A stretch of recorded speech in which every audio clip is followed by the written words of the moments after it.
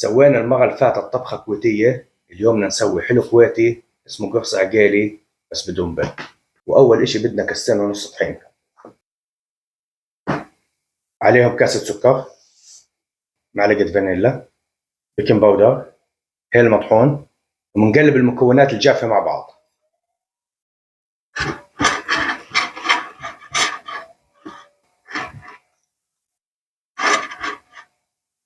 وهسه بدنا نحط المكونات السائلة. بدنا زيت نباتي، هسه بدنا كاسة حليب، بنحط عليها شوية زعفران، طبعا هذول أغلى من كل الكيكة، وبنحرك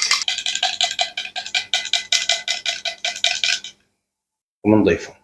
بسم الله. وبنقلب المكونات كثير كويس. بسم الله.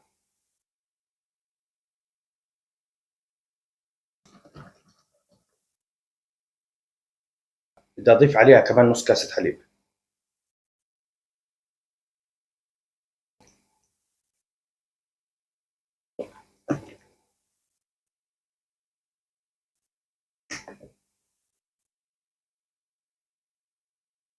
بهذا الشكل لازم يكون القوام.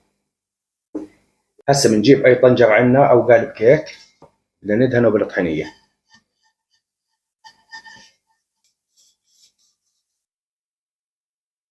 وعشان نخليه زي قالب الكيك بنجيب كاسة وندهنها طحينية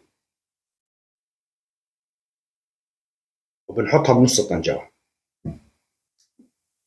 وهسه بندير الخليط. بسم الله.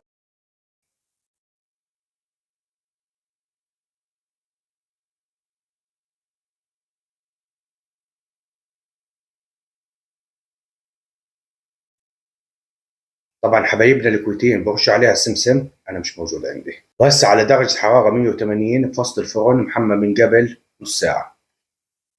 طبعا اهم اشي يكون الفرن محمى من قبل وما نفتحه نهائيا.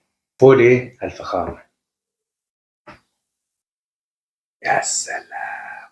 قعدت بالفرن بالضبط 40 دقيقة، وهسه بنتركها تبرد ونرجع لكم. شوفوا لي هالفخامة كيف، يا سلام يا سلام.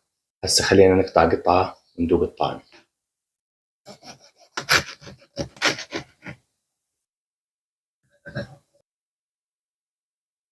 نقول بسم الله. طبعا الهيل اللي فيها عامل قصة.